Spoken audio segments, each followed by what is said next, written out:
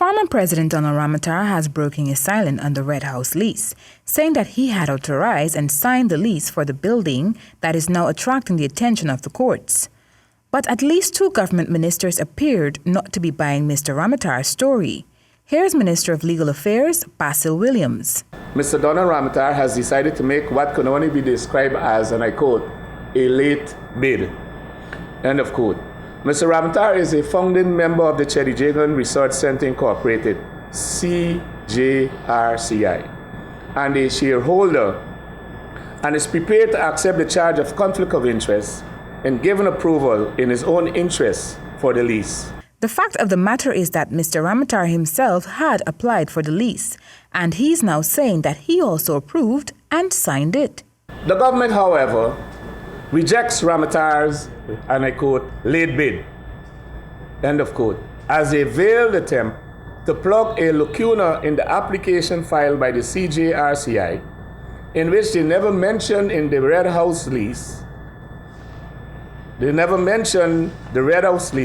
had the approval of the former President Donald Ramotar. Moreover, former President Ramotar ought to have been advised that the Commission of Lands and Surveys cannot lease national buildings, national monuments, and heritage sites. Former President Ramotar had made a similar disclosure when the matter involving millions of dollars of law books procured by the government were discovered to have been confiscated by former Attorney General Anil Nandlal. Apart from the AG's denunciation of Mr. Ramotar's attempt to avoid the revocation of the Red House lease, Minister of State Joseph Harmon was visibly sarcastic when he addressed the matter during Thursday's post-cabinet press briefing.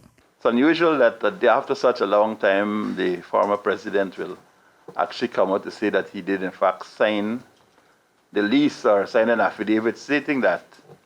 But the documents are now public record. And therefore, whether in fact he did sign it or he didn't sign it, it's in the public domain. It's for all to see. I wouldn't want to question the